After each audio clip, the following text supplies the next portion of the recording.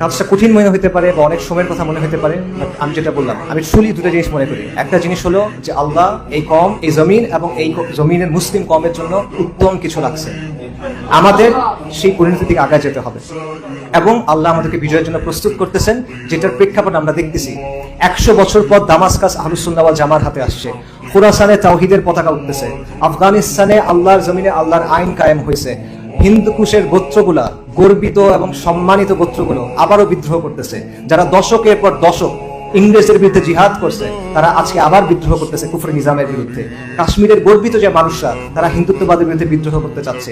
আর আমরা পশ্চিম আফ্রিকা থেকে বিজয়ের সুঘ্রাণ পাচ্ছি, আমরা সাহেল থেকে বিজয়ের সুঘ্রাণ পাচ্ছি। ইনশাআল্লাহুল আজিজ, ইনশাআল্লাহ আমরা অতি শীঘ্র সুসংবাদ পাবো।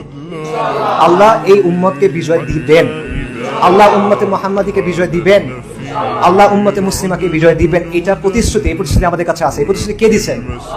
আল্লাহ আল আজিজ, আল্লাহ আল কাহ্হার, আল্লাহ আল কাহির, আল্লাহ আল জব্বার, আল মুতাকাব্বির, আল মালিকুল মুলক। আল্লাহ সুবহানাহু ওয়া তাআলা বলছেন, কাতাবাল্লাহু আগলিবান্না আনা ওয়া রুসুলি ইন্নাল্লাহা কাওয়িয়্যুন আজিজ। আল্লাহ সুবহানাহু ওয়া তাআলা আমাদের বিজয় দিবেন, সেই বিজয়ের জন্য প্রস্তুতি নেন। আল্লাহ আমাদের বিজয়ের জন্য প্রস্তুত করতেছেন, আপনি প্রস্তুত হন। নিজেকে প্রস্তুত করেন, যে সমাজকে প্রস্তুত করেন, যে পরিবারকে প্রস্তুত করেন, এই মাটিকে প্রস্তুত করেন, ওই কাফেলাকে প্রস্তুত করেন এবং ওই প্রজন্মকে প্রস্তুত করেন। ওই প্রজন্মকে প্রস্তুত করেন যেটা বিজয়ী প্রজন্ম হবে। এবং নিশ্চয়ই আল্লাহর প্রতিশ্রুতি সত্য এবং নিশ্চয়ই আমাদের হারানোর কোনো কিছু নাই।